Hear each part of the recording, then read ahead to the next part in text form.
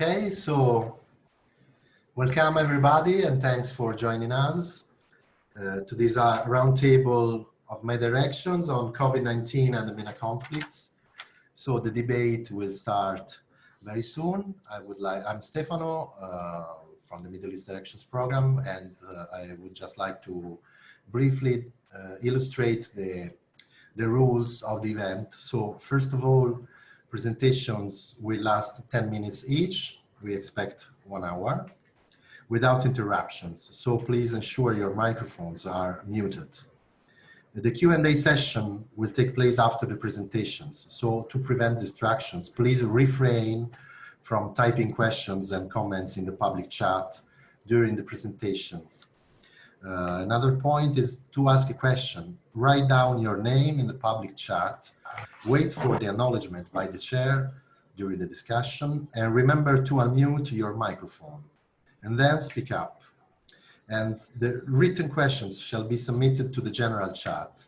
The chair will respect the order and give the floor to attendees. Questions and comments should be limited to 5 minutes, and attendees are invited to briefly introduce themselves and their affiliations. Last point, we remind that the first part of the event, basically the presentations, will be video recorded and might be disseminated later, whereas the Q&A session will be under the Chatham House rule. So thanks again for joining our debate, and the floor to our director, Professor Luigi Narbona.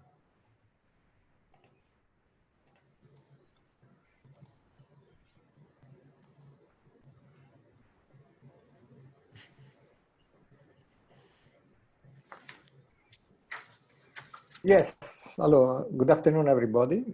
It's a pleasure to have this roundtable, online roundtable today. It's part of our series. We have started with several events already, but today we'll focus on COVID-19 and try to shed light on how the pandemic has affected the conflict dynamics in Libya and Syria, and also how it has impacted the tensions between Iran and Gulf countries. Try to get a feeling of whether the COVID-19 has played a negative or positive role. I mean, we can certainly all already start concluding that there has been no improvement in the conflict situations. In all the conflicts I mentioned, rather we have seen a deterioration in Libya, we've seen a deterioration in Syria, and certainly the level of tension in the Gulf has not diminished. But we will certainly try to look at this aspect going specifically on analyzing each conflict dynamics with all our specialists. And I have today the pleasure to have a very nice group of researchers from the MEDirections, starting from Virginie Collombier, who's a scientific coordinator of the program. Professor Collombier is a specialist on Libya. Then Professor Joseph Daher, who's a political economist and working on our Syria project. So we'll also have the intervention of Tamer Badawi, who's a MEDirections program associate, focusing particularly on Iraq. And then Abdolrasol, so sorry, I always call you Farzan,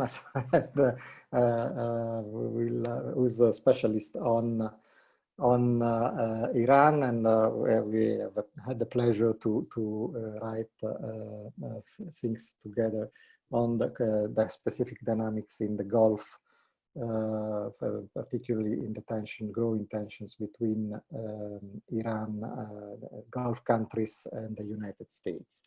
So this is quite an interesting group of specialists. We also have been quite active over the past 3 months. We have been publishing several blog posts that are available in our blog, MEDirections blog, and a few policy briefs. So looking at various aspects of COVID-19 dynamics and impact both in conflict countries and in other countries in the MENA region. Have been looking at the health aspects. We have been looking at the socioeconomic impact, and of course, looking at conflicts, which is the topic of today's session. We're going to have another one next week, covering a few more countries which are not covered today. So, without further ado, we have I think I would open the floor and give the floor to Virginie Colombier. Each speaker will talk, as Stefano said, for about 10 minutes. And then please keep your questions for the end. So we try also to see, in addition to the various specificities of the conflicts, also look at possible horizontal cross-cutting issues that have affected all the conflicts we are examining today. Virginie, please. Thank you very much. Good afternoon to everybody. I'm pleased to be here and try to broaden the scope of what I've been working on over the past few months with a focus on Libya. So I think just to maybe step immediately into the topic, if the question is what has been the impact of the COVID-19 crisis on the conflict in Libya, I would say that so far it has been very limited, probably even no direct impact on the political situation or the course of the conflict itself. Most probably, I think we could say that it's rather the contrary, that is the conflict itself that has had a very serious impact on the capacity of national and local authorities to deal with the crisis. We've published over the past 2 months 3 very short pieces drafted by some of our collaborators based in Libya. They are junior analysts with whom we've been working in a mentorship program over the past month. And this context has provided a very good opportunity for us to start working together and collaborating, trying to bring some direct input from the field, and especially from the very local level. But I think one of the key issues that can be noticed in the Libyan case, as I said, that the conflict has had an impact on the capacity of authorities to deal with the crisis. And we also see different circumstances and different situations in the capacity of local authorities to deal with the crisis, depending on where we are. If you are in Benghazi, if you are in Tripoli, or if you have, for instance, in the southern city of Sebha. So I think this is the first entry point I wanted to highlight. I would probably start by 1 or 2 very general comments with regards to the crisis in Libya. I think one of the key aspects is that, contrary to what's happening in Europe and in other areas in the world, we see that there is a kind of discrepancy between what the curve of the pandemic in Europe, for instance, and the fact that the curve has started to flatten significantly in most European countries. And we see exactly the different scenario happening currently in North Africa, broadly speaking, but also in Libya, when we see now that the pandemic is starting to develop and fasten the pace of development.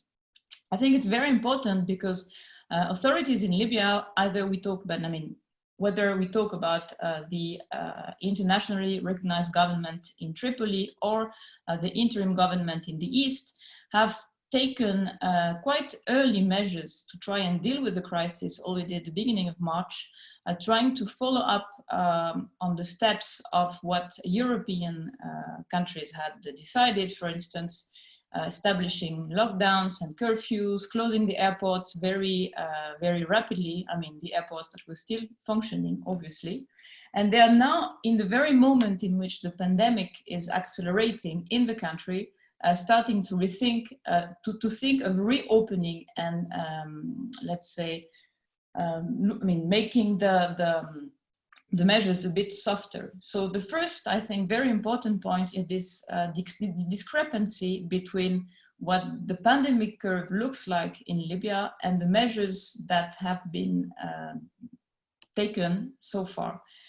The second point, I think, also, which is very important, is that obviously the country is now in a situation in which there is a risk that it has to face a major health crisis in a country which has been already crippled by years of war, but also by the very poor state of infrastructure, especially in some areas, and especially for what relates to the health facilities.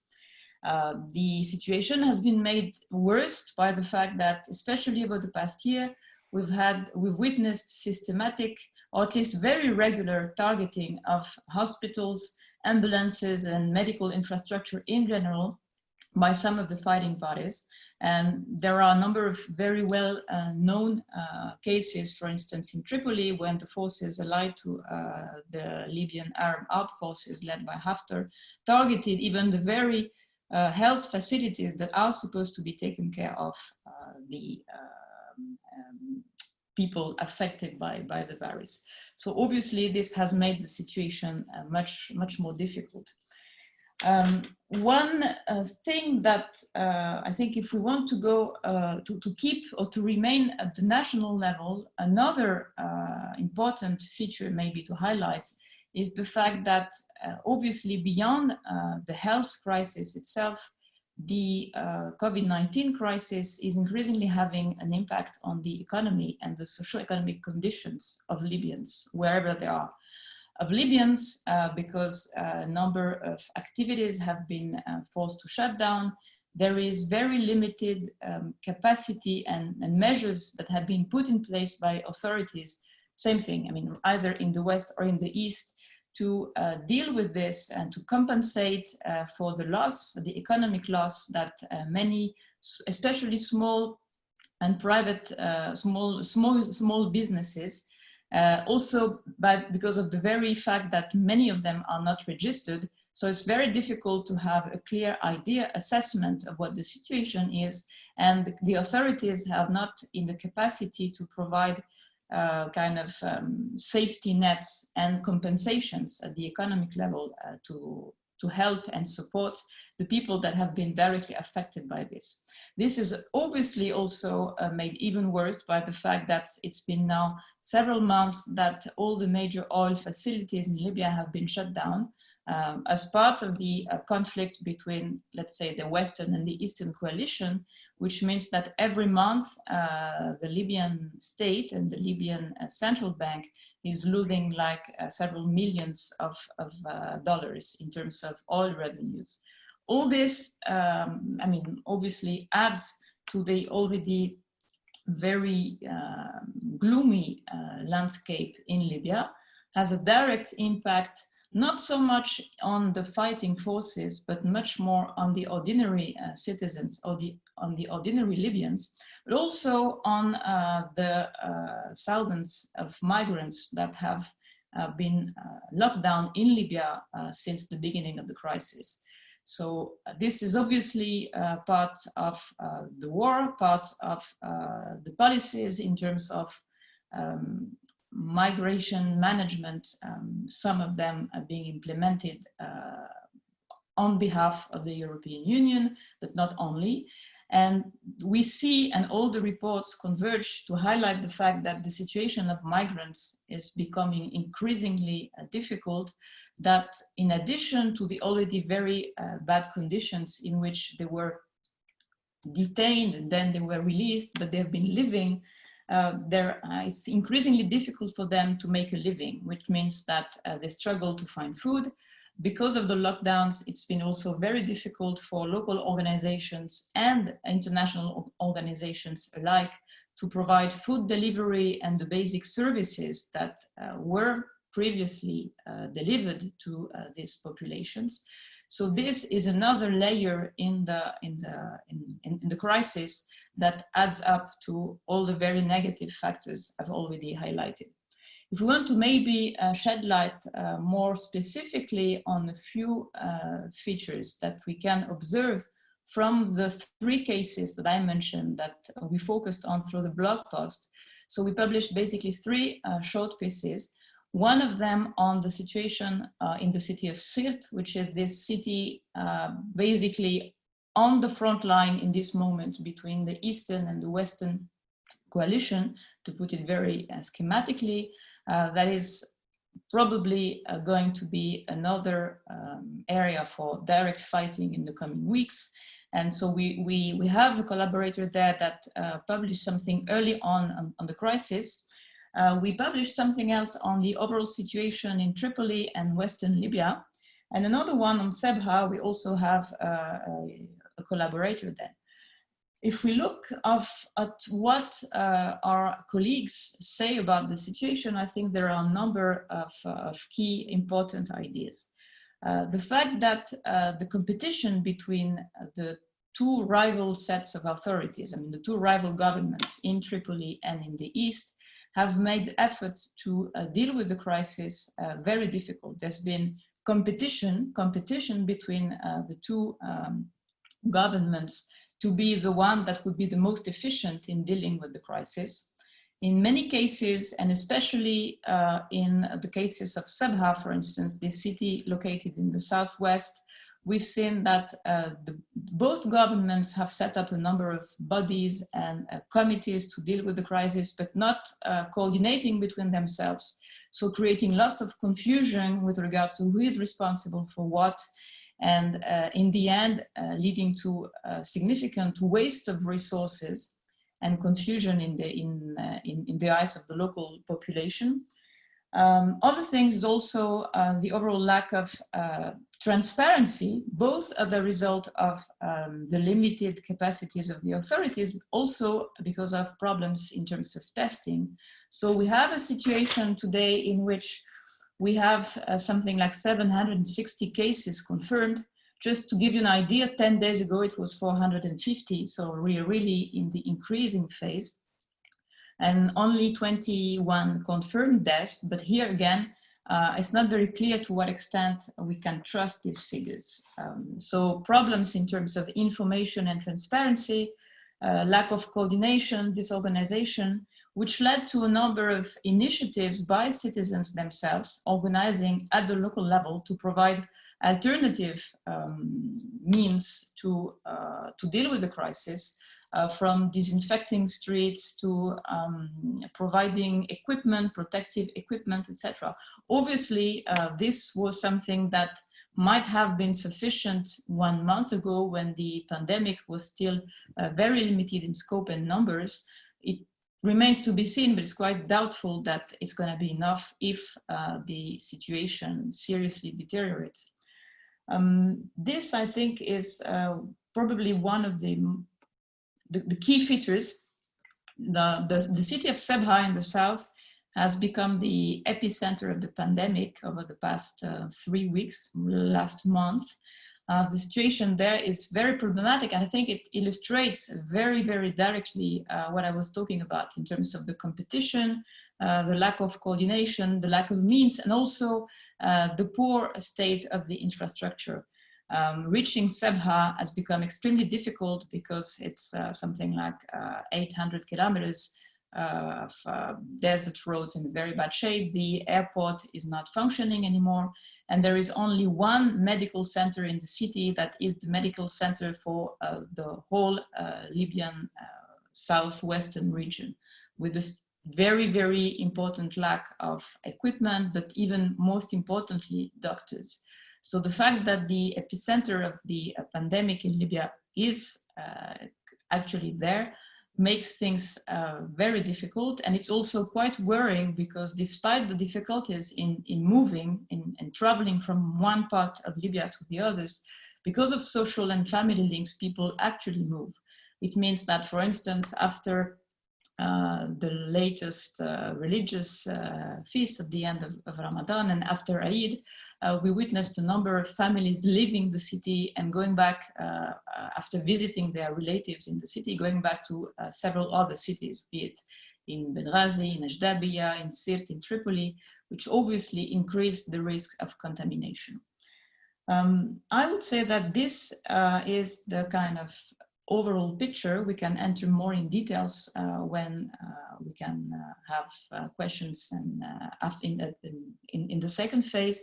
I would say that there's something that needs to be added to this, and it's also part of the consequences of the war, is that probably what has been most significant over the past few weeks is the fact that because of military operations, there have been new waves of displacement in Libya between Tripoli, Sirte, Tajura, and the east. And this obviously makes all the efforts to try and contain the circulation of the virus even more difficult. We're talking about thousands of people that have been forced to flee their houses, that had to find refuge with family members in other cities, in temporary shelters. And this is something that clearly illustrates, I think, what was my first point, that maybe more than the impact of COVID-19 on the crisis, we rather say and can talk about the impact of the conflict in the capacity to deal with the pandemic. And I'm sure here that we have very similar cases in other countries of the region, and especially those countries that have been experiencing war for the past sometimes 10 years. Thank you.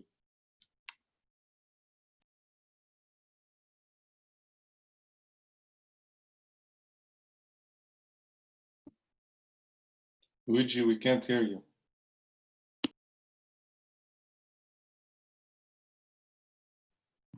Yes. Sorry, I was just thanking Virginie for the very comprehensive presentation of the Libya situation in various parts of Libya. Joseph Daher perhaps can shed some light on the situation in Syria, particularly. I guess you will talk about some of the economic implication of the pandemic itself.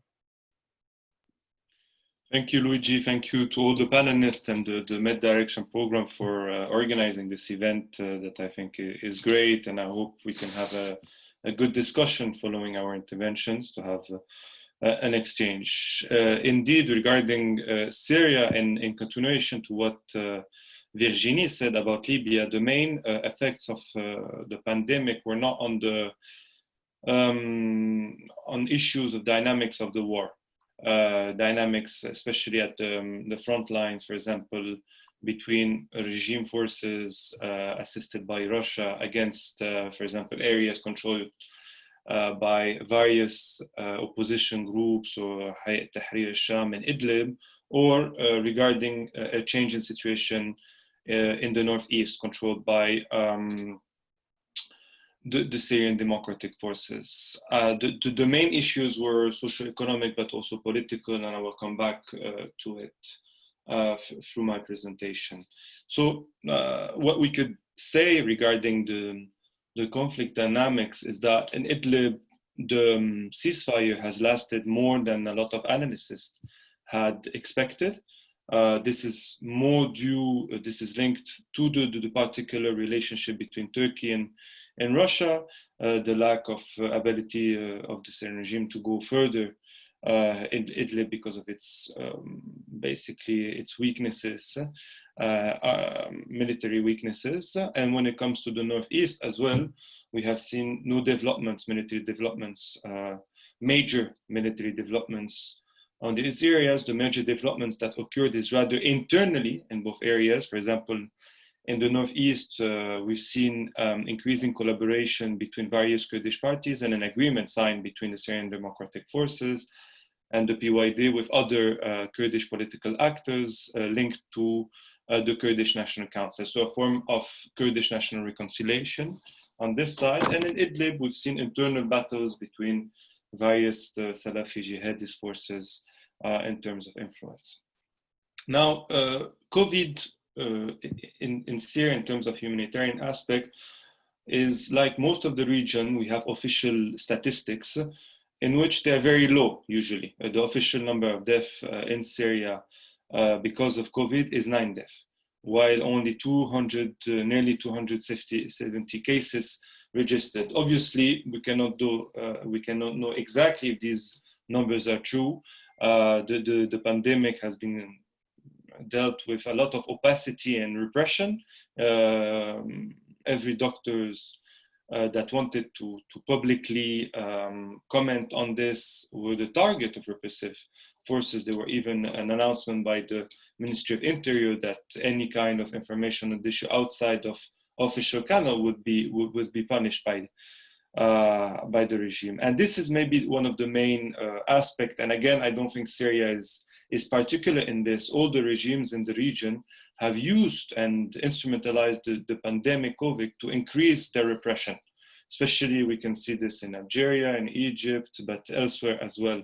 In Syria, it was a similar experience, especially in areas that had come back very lately, were under the control of the regime or were under the control of former opposition groups. For example, Rif Dimashq, Ghouta, we had an article published, a blog article published by one of our colleagues on the issue of, for example, Eastern Ghouta and the way the repression increased during the pandemic is one example among others. Also, there was a form of reassertion and consideration of regime authority and authoritarianism, generally speaking.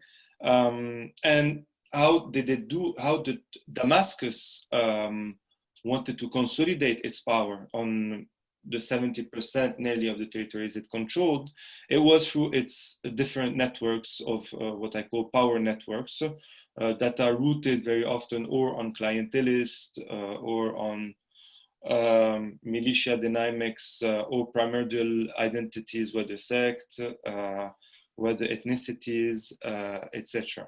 So we had a couple of different actors. There was also and we've seen through the pandemic also that the consolidation of the return of the importance and significance of the Ba'ath Party and its sister organization, corporatist organizations such as the General Federation of Trade Union, youth organization linked to the Ba'ath, and others that were very much mobilized. And this occurred actually a week after the announcement of the first case of the pandemic and the measures taken by the regime to close sectors of the economy, to close wide sectors of the economy. Because during the first week, what was very interesting, it was to see a development and expansion of forms of local initiatives that were outside of the realm of the state, which was perceived as a threat by the regime.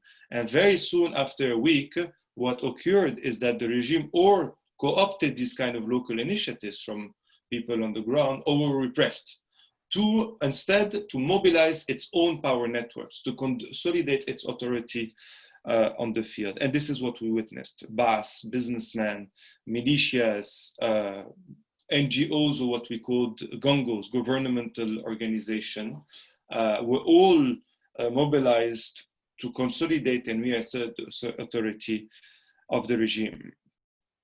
And we will see that this is not enough to deal with the deepened economic crisis. And when it comes to the main point, basically the main impact, if I want to speak of the pandemic, was obviously the socioeconomic crisis.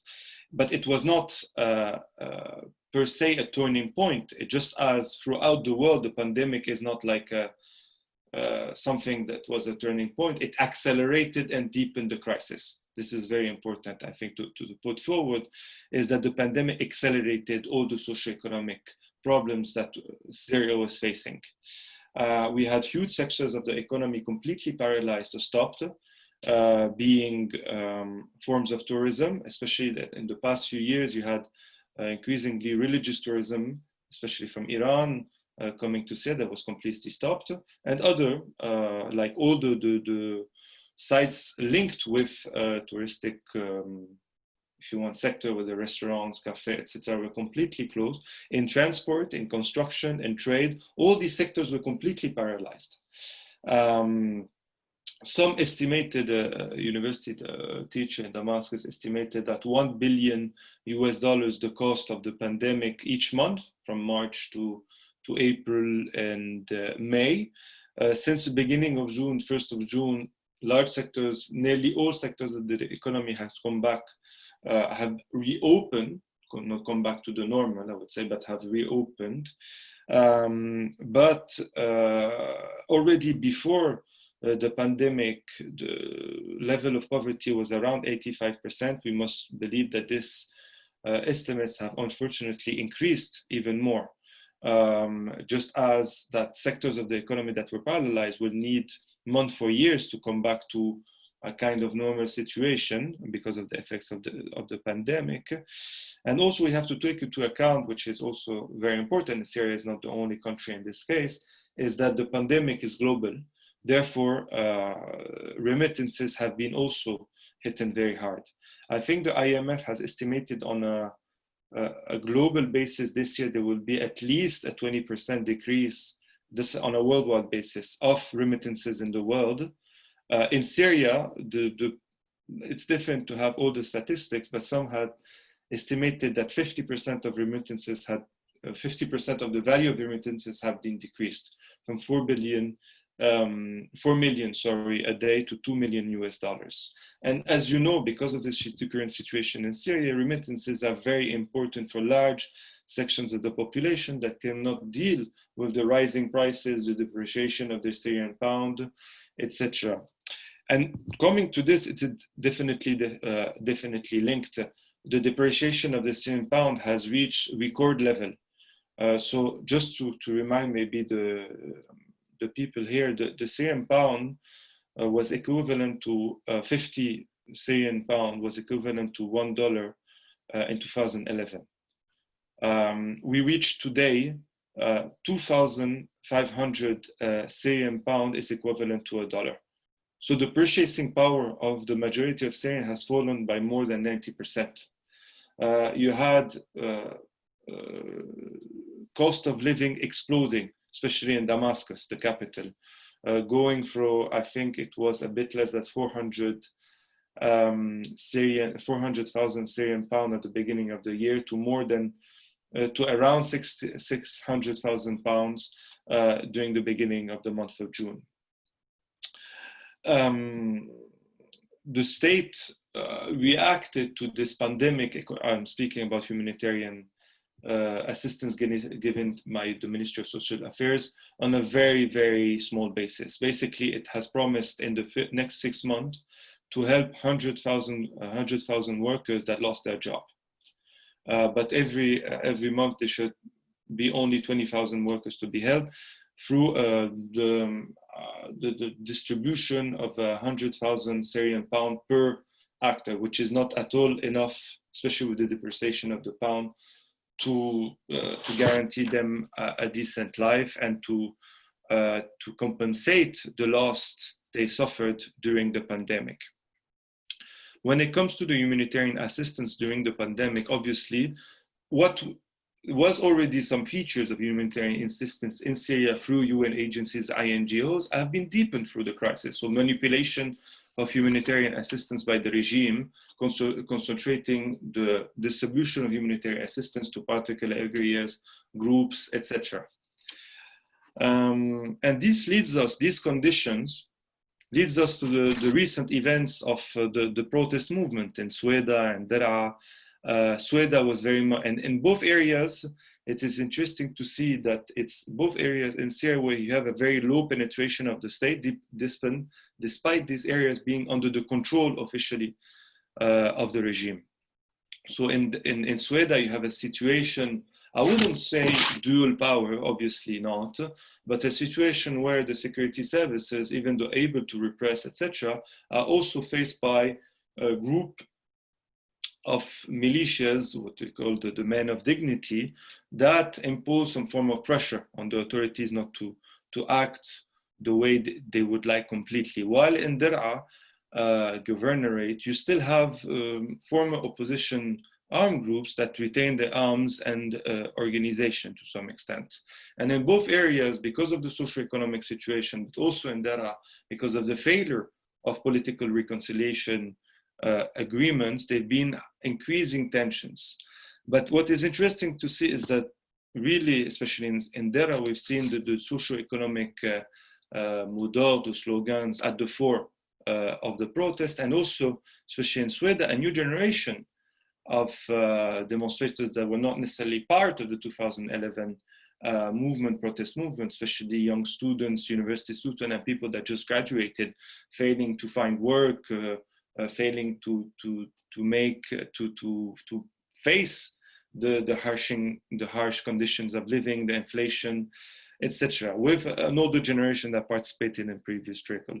And then there are also, we've seen throughout the governorates, increasing forms of dissent and also military attacks on pro-regime militias or armed members or Ba'athist members.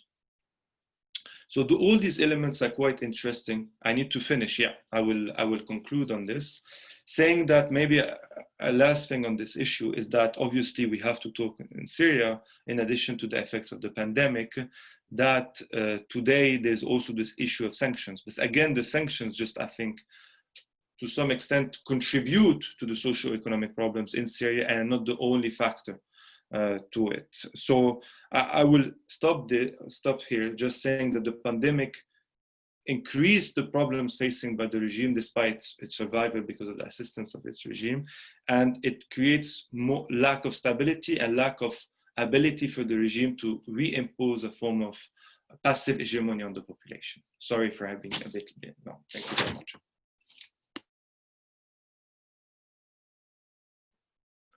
Thank you very much, Joseph. I think also very important presentation to understand the various dynamics in Syria. I would, time is running, so I would pass the floor immediately to Tamer Badawi to illustrate the situation in Iraq, and particularly he has recently published a policy brief with us on the PMU and how they have used the pandemics to sort of reposition themselves. So Tamer, please. Thank you, Luigi, and hello everyone. I will start from this point that Joseph mentioned, that the Syrian government saw every local initiative as a threat to its central authority.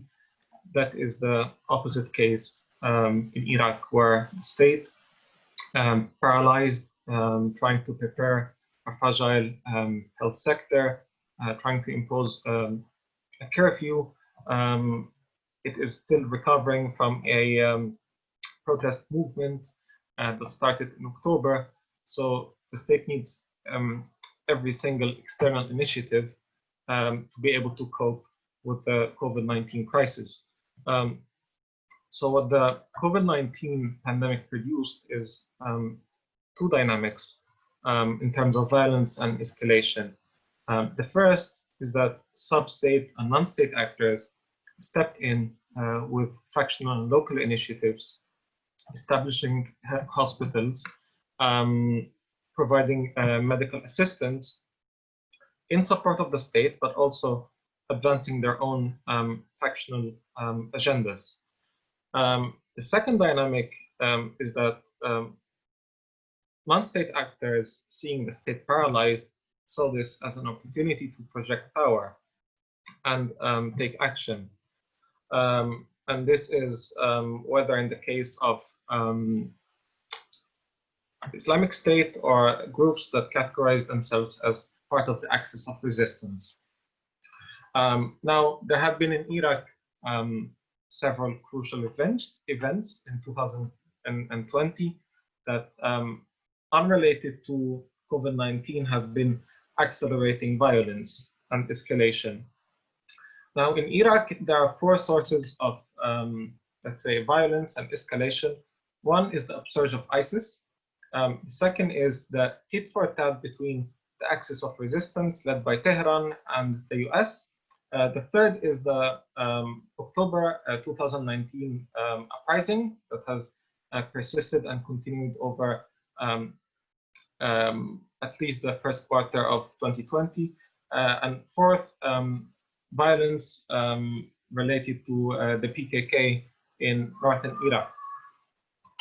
Looking at statistics in the period between March and the end of June, says that incidents that are connected to these four categories that I just mentioned have increased by 44%. So we have 44% increase in violence year-on-year basis from the 23rd of March 2020 to the 23rd of June 2020, 3 months on a year-on-year basis. And I will focus on specifically on two of these categories, the tit for tat between the Iran-led groups and the US, and also the second is ISIS. Now, since the US assassinated two leaders, the Iranian leader Qasem Soleimani in Iraq in June, in January 2020, alongside with the deputy head of the PNU, Abu Mahdi Muhandis, there have been a growing escalation between Iran and the Iran-led military groups and the US. This has led the Iraqi parliament to issue a resolution asking for the departure of foreign troops and specifically US forces.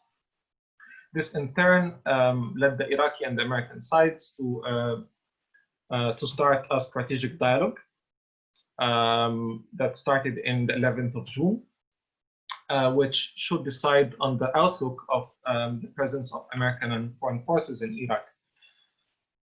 This event itself, apart from COVID-19, has led to a spiral of escalation, where we have around 5 groups, mostly newly established, probably linked to the Islamic Republic of Iran. They have launched at least from the beginning of the strategic dialogue between both the Iraqi and the American side. They have launched 6 missiles at US diplomatic and military sites in Iraq. This has eventually led the Iraqi government just a few days ago to raid a small facility for a top-tier Iran proxy named Kataib Hezbollah, which in turn led to a state of escalation between the group that is within the Al-Hashd al-Sha'bi, the popular mobilization units, and the Iraqi state, where the group responded by sending an unfriendly convoy to the residence of the Prime Minister, Mustafa al-Kazimi, and also they tried to siege the counter-terrorism headquarters that led the operation against the facility. And also since then, there have been like an online campaign trying to involve, this is on the side of KH, Hezbollah, trying to involve as many actors in Iraq to get involved in their dispute with Mustafa al-Kazimi. So for example, yesterday I saw this rumor on Telegram saying that Mustafa al-Kazimi is going to attack facilities that are connected to Muqtada Sadr, another influential cleric in Iraq.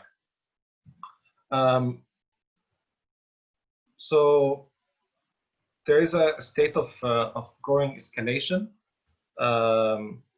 between the Iran-led camp and the US-led camp in the country. And this in turn is allowing the Islamic State to launch more attacks. Already from the first quarter of 2020, Islamic State has been creeping from remote areas that it is centered at and villages to the peripheries of cities. And also the Islamic State has been trying to control economic routes nearby the borders to be able to gain more revenue. So, for example, it's estimated in Iraq alone in 2020, and also I think 2019, that the Islamic State has been generating $4 billion in revenues. So as long as the Islamic State is going to thrive financially, also gaining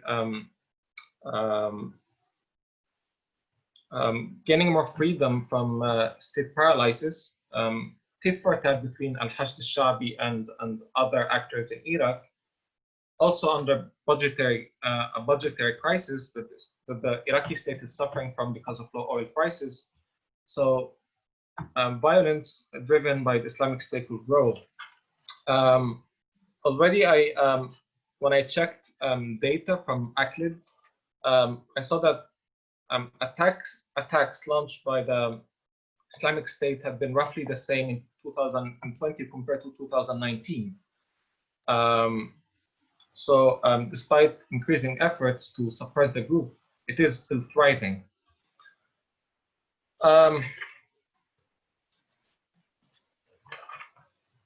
As for protests that Iraq has been seeing since October 2019, it has continued throughout, 2020 so far, but although decreasing over the past maybe 2 months, because there have been a 12-fold increase in coronavirus cases in Iraq from the 15th of May to the 24th of June, which restrains mobility. However, I think this is only short term, and it's hardly the long-term outlook, because the budgetary crisis that the Iraqi state is facing now, where Iraq in 2020 needs to spend 7.7 trillion dinar, and it only has 2.1 trillion dinar as oil revenues. And the Iraqi budget, 98%, I think, relies on oil revenues, which means that Iraq has a tremendous budget deficit of over 5 trillion dinar, which means that unemployment will be rampant, which means specifically in the summer when we have always electricity cuts. So summer in Iraq is known to be the season of protests. Almost every year over the past 3-4 years, we have protests. So there is no exception, and I think in 2020 perhaps, or it will hardly be an exception. So I think protests from July, perhaps August, when Iraq will start to open up again post Covid-19, protests will come back, which again put pressure on security services that are trying to suppress ISIS. And also, the security services will remain fragmented between the ISIS threat and the cohesion problem in Iraq between security services, between Al-Hashd al-Shabi, which is a state entity, however, that it combines a plethora of paramilitaries that are not all under state control. So I think that COVID-19 overall is accelerating violence, in which state authority is weakening. The state is becoming more distracted. Non-state actors are gaining more influence, whether we're talking about ISIS or paramilitary groups that are having their own agenda, their transnational agenda, mostly linked to the Islamic Republic. And this might, I think, continue throughout the second part of the year. I think perhaps there is no reason to see the opposite trends. This is it. Thank you.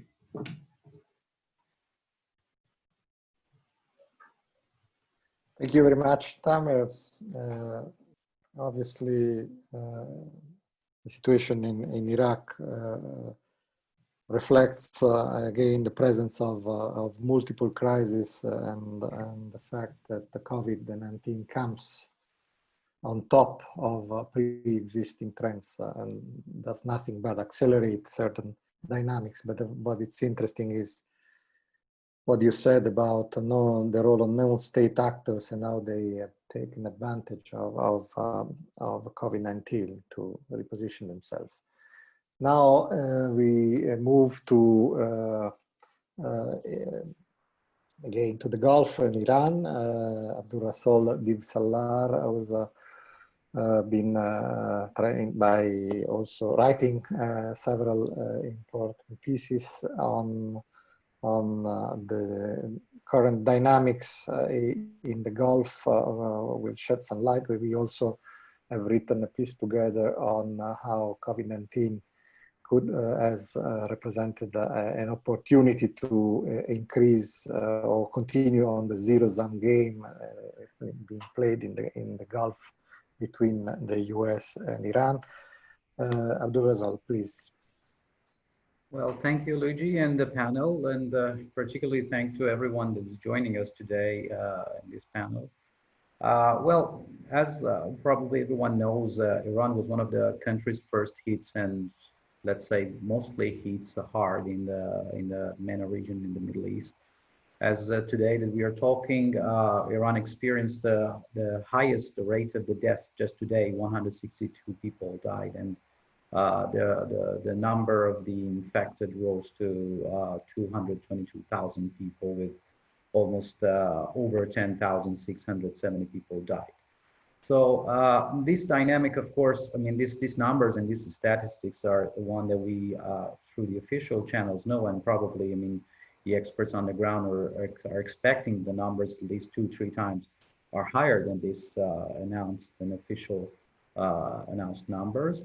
However, in the case of Iran, I think what is quite important is the timing of the COVID-19, from the sense that Iran was in a particular moment of its, let's say, maximum resistance toward the U.S. maximum pressure, which was characterized by trying to adapt itself with the U.S. sanction through the resistance, the so-called resistance economy that was trying to boost the production and relying on trade with the neighbors, and the strategies that was definitely trying to mitigate the impact of the U.S. sanction in order to raise the leverage of the dialogue with the U.S. But COVID, I can say, fundamentally changed this picture, from the sense that if we go back to the some statistics that just recently came from the Center for Statistics in Tehran, they are quite impressive. For example, the 79% of all production in Iran was stopped after the coronavirus, almost 80% of all productions. And the Iranian economy contracted, different estimates, between 8.6 to 11% overall. And it's expected that the growth rates, while previously was expected to be somehow stabilized beyond zero, at least now it's going to be predicted to be minus 15. So a negative growth of 15% with the economy that already had a huge stress on itself is quite impressive. And unemployment rate is not also better, in a sense that the most optimistic estimates are saying about 2.9 million people have become unemployment. And, you know, in a kind of economy that you have such a structural problems, replacing these numbers and creating new jobs is quite a big challenge. So these are adding to that structural problems that the government in Tehran is facing. The point is that if we put this dynamic in a sense that how it was seen from the U.S. administration and Trump way of policy making, This was, I think, as we wrote on the piece that was with Luigi, I think it's a kind of a gifted weapon, I mean, added to the previously ongoing pressure on the Iranian government. So this gifted weapon was very much used by US. I mean, that's exactly the rationale behind why, behind the US administration not accepting the many calls around the world from the international organization, UN and other NGO groups to at least temporarily ease the sanctions, because strategically that was exactly the right moment, the right time that the COVID-19 arrived, and it was exactly the best time to keep and even mount that pressure that the US administration was thinking about it. So this additional external factor, I think, was seen and as an opportunity to press more the government in Tehran to come to a negotiating table and start talking with the Trump administration. And that's exactly the point that caused what I call the first dynamic between US and Iran. I mean, the first dynamic of impacting of the coronavirus on the conflicts and the tensions in the region, which is what I call it the weaponization of the coronavirus. It was instrumentally used as particularly an added weapon to an already stockpile of the sanctions that US was effectively using. However, you know, the point is that I think the complexity of impact was and is a bit more than initially imagined. For example, one of the dynamics is quite interesting in Iranian society is the fact that the coronavirus happened in Iran at a time exactly a few months after the assassination of General Soleimani, and which led to that Ukrainian aircraft, I mean, passenger airplane shot down by RAGC, and before we had the problem with the November, the protests. So the government was not in a good legitimacy rating in any sense. However, I think the corona helped the government to a kind of change the discourse around the society, because everyone was now dealing with, I mean, everyone forgets the coronavirus, after the coronavirus, the kind of impact on the legitimacy that the airplane and the protest month before has had on the society. So everyone was a bit more thinking about himself. Many Iranian intellectuals come up asking for a kind of solidarity, and what we already saw among different aspects of the society was a positive response to that. So in some sense, and another important factor is that still, if we go a bit deeper into the Iranian health structure and health system, we will see that it has one of the widest and most efficient in its character health systems in that region. And particularly, this means that those lower echelons of the society, those people who are more needed, are exactly much more dependent on the branch of the government, which is the Ministry of Health. So this dependency of the social, I mean, lower social level groups on the government led them to a kind of I cannot say reback or ameliorating the legitimacy, but a kind of a delaying that legitimacy crisis that has caused for the government in Tehran. So this dynamic combined with the fact that many people in Tehran were asking about the fact that, okay, this humanitarian aspect of the US policy, where that comes from. I mean, up to which threshold the US can push for geopolitical interest and continue the sanction, despite everyone knows the cost, the humanitarian cost of that sanction on the ordinary Iranians. So this discourse also created on the society, and all these later two dynamics were helping or let's say fortifying the hostilities between part of the Iranian society against the US, and also of course the Iranian government. So the first dynamic that I think is quite considerable is how the coronavirus caused different actors to think that that's exactly the right opportunity that they should use to to force their adversaries to accept their policies or start dialogue in the way that they want. And that's exactly what we see in the US-Iran dynamic during the COVID-19 pandemic. But I think there's also second, a bit more in short-term sense, more important, but also less sustainable dynamic. And it's how the COVID impacted the threat perceptions and the state of deterrence between the actors. I mean, if you look at the tensions that happened in the Persian Gulf between US and the Iran, and the Iranian perception of the US logistical moves in Iraq, we arrived to a point that there was a kind of a miscalculation regarding the threat perception happening both in Tehran and Washington. The truth is that the pandemic in operational sense impacted the way that the US was waging the war, or probably could have waged a war against Iran. It impacted the logistical capability of the US for a large campaign. It impacted, as we saw during the fact that the US was very much, like also the Iranian military, involved in the civilian service to its own problem of COVID inside the US territory. And the fact that many of aspects of US force protection that are depending on naval superiority were impacted. We need to remember that it was a large US aircraft carrier that was decommissioned because of the pandemic. And at the same time, this problem of what in military terms they call it agile logistics, the fact that in what tempo the US military or any military can respond to the threat.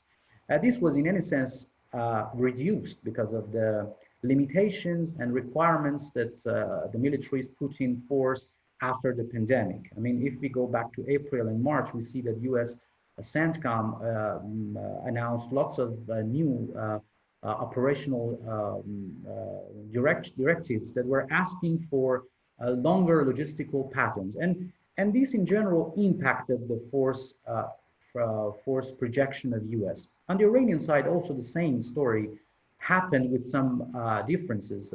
We need to remember that 70% of all Iranian military hospitals, it means that all the healthcare system that was in service in the military were used for the pandemic, for civilian costs. So in many sense, the ground forces, the Iranian ground forces, both in IRGC and in Artesh or the ordinary army, were involved in the pandemic. So although the forces which are the main pillars are of Iranian deterrence strategy, which are the missile forces and the Navy, were less impacted because of their structure, because of their operational characteristic.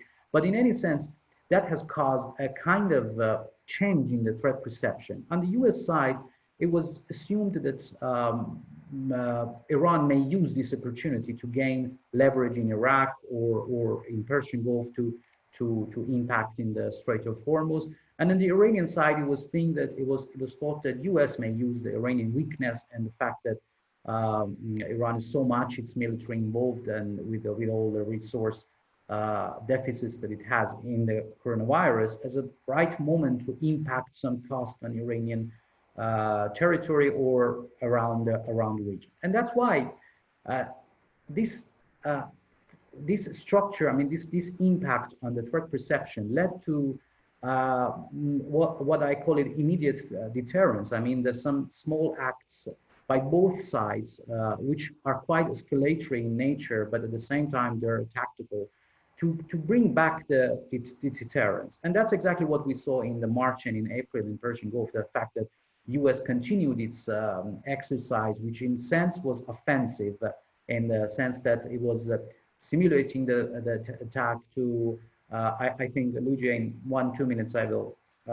summarize my point, to change this dynamic and try to show to the other side that the military readiness is there. So this act of the both sides was again escalating, increasing the escalation of the dynamic. If I want to,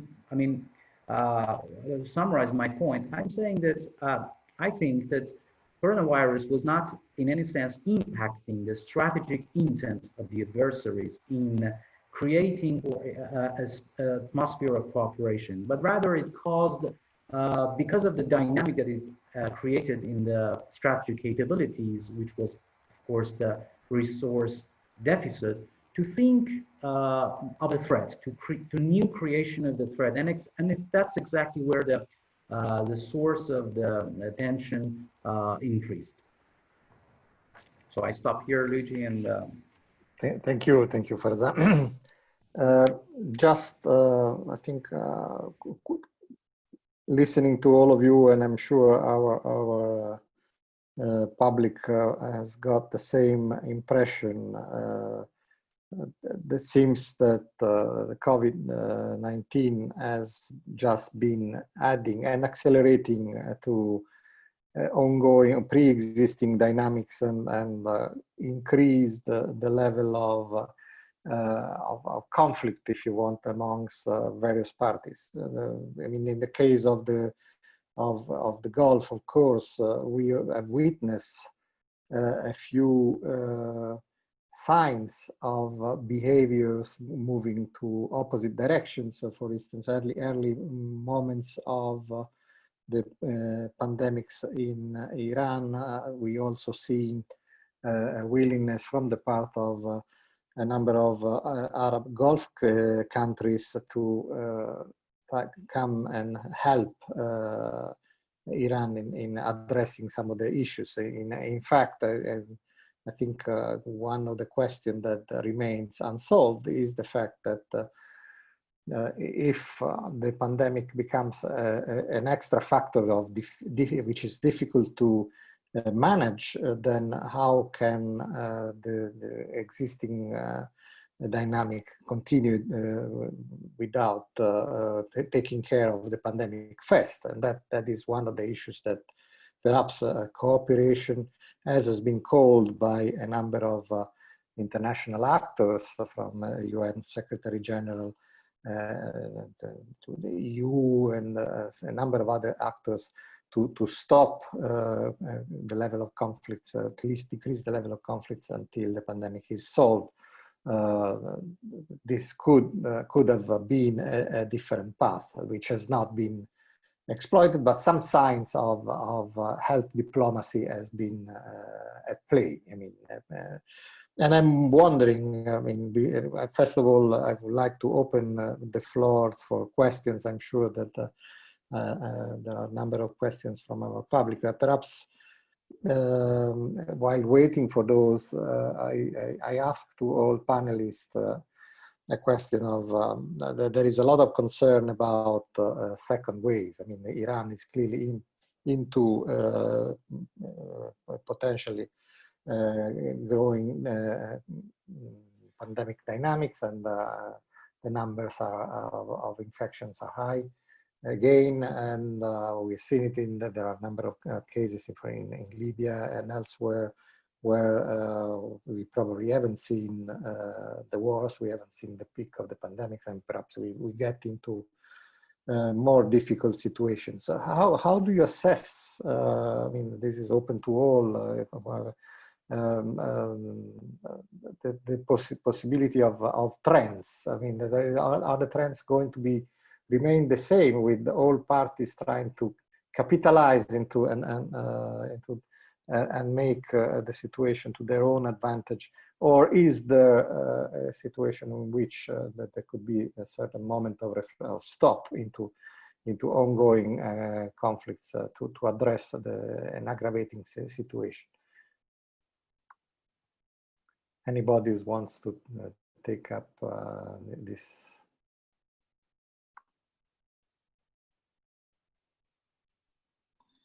Well, not exactly sure. As you said, I think in Libya we are not at all yet into thinking of a second wave. I think the authorities and the general population are basically starting to understand that while they were quite enthusiastic about the fact that they had managed the situation well and that the country to some extent could be spared, a major crisis, it's becoming increasingly obvious that it will not be the case and that the situation will become more difficult. Not sure what it means first, because here the fact, I mean, the Libyan authorities and the people in general are very much insisting on the fact that the population is very young, and that even if the situation deteriorates now, the impact in terms of lethality of the virus might be more limited. So this is one thing. They are still quite confident in the fact that the situation probably will be better than in other areas. In terms of the conflict and how the main protagonists are thinking of the pandemic and its impact, again, I don't think it's something which is major for at least one or two reasons. First, the situation, the military situation has changed quite significantly over the past month or so. The front lines, if we can call them this way, have moved significantly eastwards and are now in the region of Sirte, which is a less populated area to some extent than Tripoli, and where so far we don't see, I mean, there is huge mobilization from both sides, both the pro-government in Tripoli and the pro-LNA. But it's not very clear how the battle will unfold. I think one of the key things here is the external support. And so I think one of the questions might be, will the behavior of some of the major external actors change or not? And we've seen over the past months in particular that most of the conflict dynamics, military dynamics, have been changing because of bigger intervention or more significant intervention by Turkey and Russia.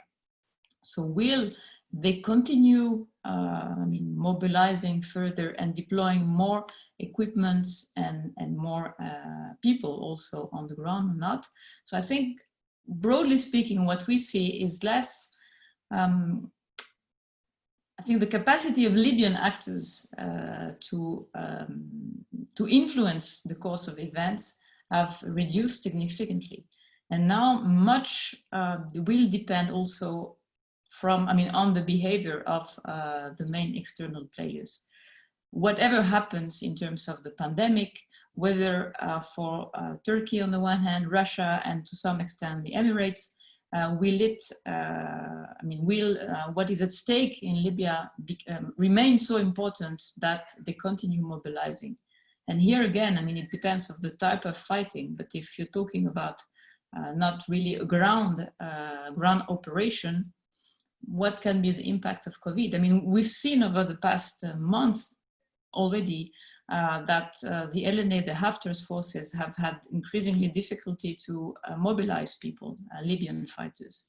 This is why you see much more mercenaries and foreign actors on the ground. I think here we have something that can potentially become more problematic, because you have also a risk that the pandemic impact spreads much beyond the conflict line in Libya. You have now significant number of Sudanese, Chadian fighters, Syrian, some Turkish present also on the ground, Russian mercenaries.